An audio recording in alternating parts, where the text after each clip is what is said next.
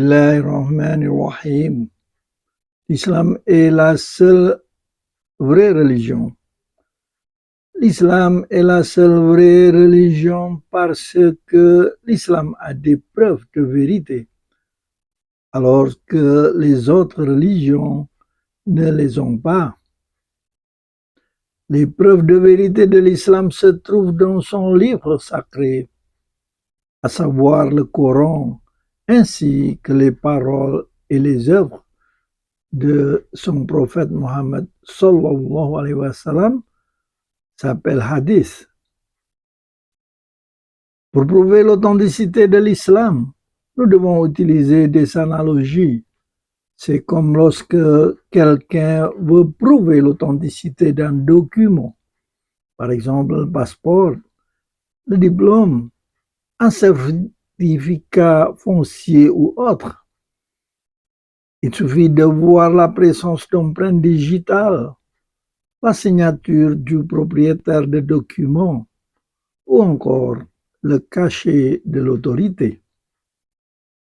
Dans la police, les empreintes digitales sont beaucoup utilisées pour prouver les auteurs d'actes criminels, notamment lorsqu'il n'y a pas de témoins.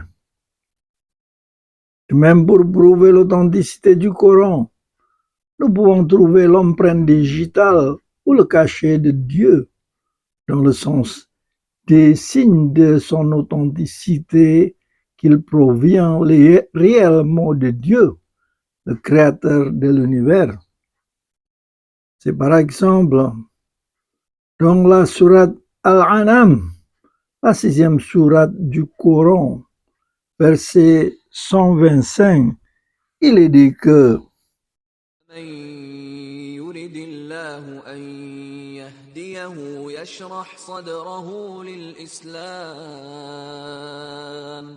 ومن يرد أن يضله يجعل صدره ضيقا حرجا كأنما يصعد في السماء كذلك يجعل الله الرجس على الذين لا يؤمنون. Celui qu'Allah veut lui guider, il élargira certainement sa poitrine pour accepter la religion de l'islam, et que lorsque Allah veut l'égarer, il resserrera sûrement sa poitrine comme s'il monte vers le ciel. C'est ainsi qu'Allah châtie ceux qui ne croient pas. À noter qu'il fallait 14 siècles après la révélation de ce verset pour que les hommes puissent ressentir l'essoufflement en montant vers le ciel. Et ceci après qu'Allah subhanahu wa ta'ala ait inspiré les hommes pour créer des avions. Un deuxième exemple, Allah subhanahu wa ta'ala déclare que les hommes ne pourront monter dans le ciel sauf qu'en utilisant la technologie dite as-sultan. يا معشر الجن والإنس إن استطعتم أن تنفذوا من أقطار السماوات والأرض فانفذوا لا تنفذون إلا بسلطان. Ô peuple des démons et des hommes, traversez les espaces célestes et terrestres. Vous ne pourrez pas traverser, sauf en utilisant la technologie. La capacité des hommes à monter dans l'espace n'est également réalisée que 14 siècles après la révélation de ce verset. Si 10 siècles passés, un homme avait dit qu'un jour il y aurait des centaines de personnes capables de voler dans le ciel, marcher sur la lune, les gens ne l'auraient pas cru. Mais le Coran avait déjà dit cela. Pourrait-on un homme dise telle chose 14 siècles passés? Il est plus étonnant encore que le Coran s'opposait à des opinions des hommes à l'époque.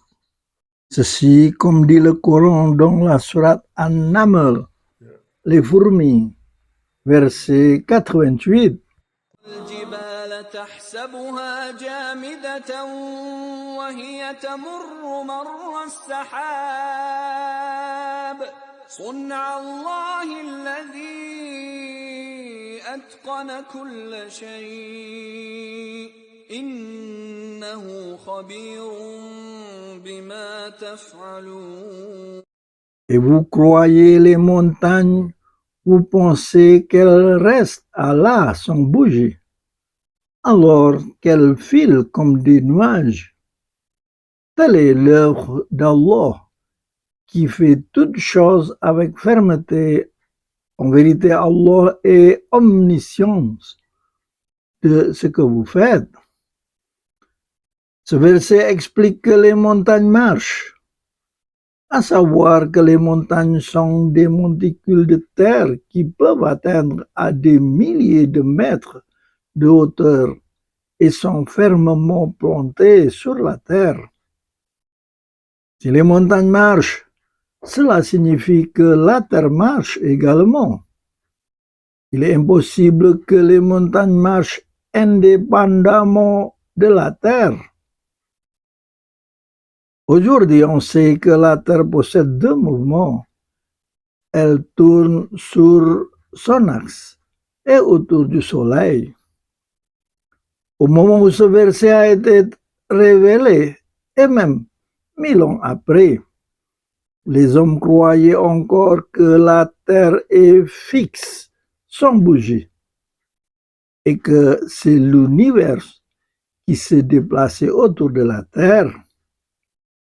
Cette opinion était appelée la théorie géocentrique. Au XVe siècle, c'est-à-dire 10 siècles après la révélation de ce verset, un scientifique nommé Nicolas Copernic est né en Pologne. Il fut le premier à opposer la théorie géocentrique et annonce sa théorie héliocentrique.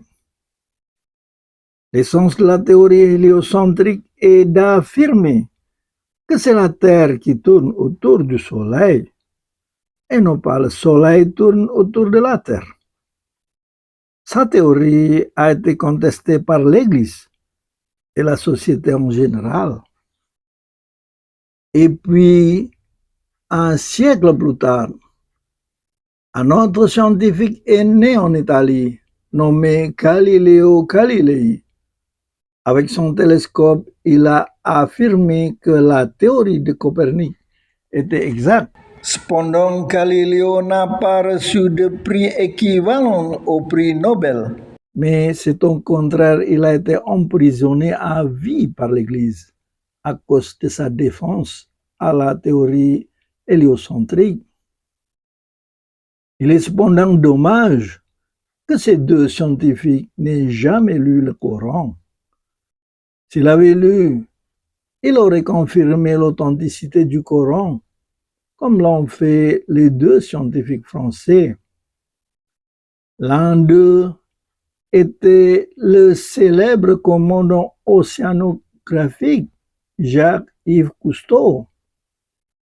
Il a reconnu l'authenticité du Coran après avoir lu la sourate Al-Furqan, verset 53.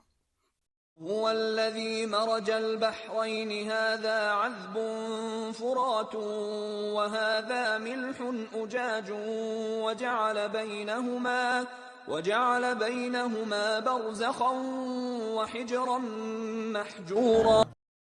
Et c'est lui qui a permis à deux mers de rester côte à côte.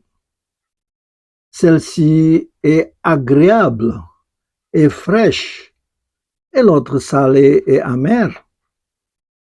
Et il a fait entre les deux une séparation et limite impénétrable. De même que le professeur Maurice Bucaille, un chirurgien français qui croit également à l'authenticité du Coran, après avoir fait des recherches sur la momie de Pharaon. Il fut étonné lorsqu'il lisait le Coran, Surat Yunus, verset 92, écrit au sujet du Pharaon. فاليوم ننجيك ببدنك لتكون لمن خلفك آية وإن كثيرا من الناس عن آياتنا لغافلون. Alors aujourd'hui, nous sauvons ton corps pour que tu puisses être une leçon pour ceux qui viendront après. Il s'étonne que le Coran puisse nous informer l'existence de la momie du Pharaon, décédé il y a des milliers d'années et dont son corps pouvait être encore vu et nous donner des leçons de son incroyance envers Dieu. À titre d'information, que personne ne savait l'existence de la momie du Pharaon, sauf après l'ouverture de sa tombe, la pyramide, 5000 ans après sa mort. Dans le Coran, il existe de nombreux versets dans les domaines de l'astronomie, de la géologie, de la physique, de l'océanographie, de la médecine et d'autres qui sont justifiés par la science. Ceci nous prouve que l'auteur du Coran est Allah subhanahu wa ta'ala, Dieu le créateur de l'univers et qui sait tout ce qui va se passer dans l'avenir. Il est le créateur du destin. Allah subhanahu wa ta'ala nous fournit la preuve de la vérité de l'islam à travers la science et la technologie qui peuvent être acceptées par les hommes de bon sens.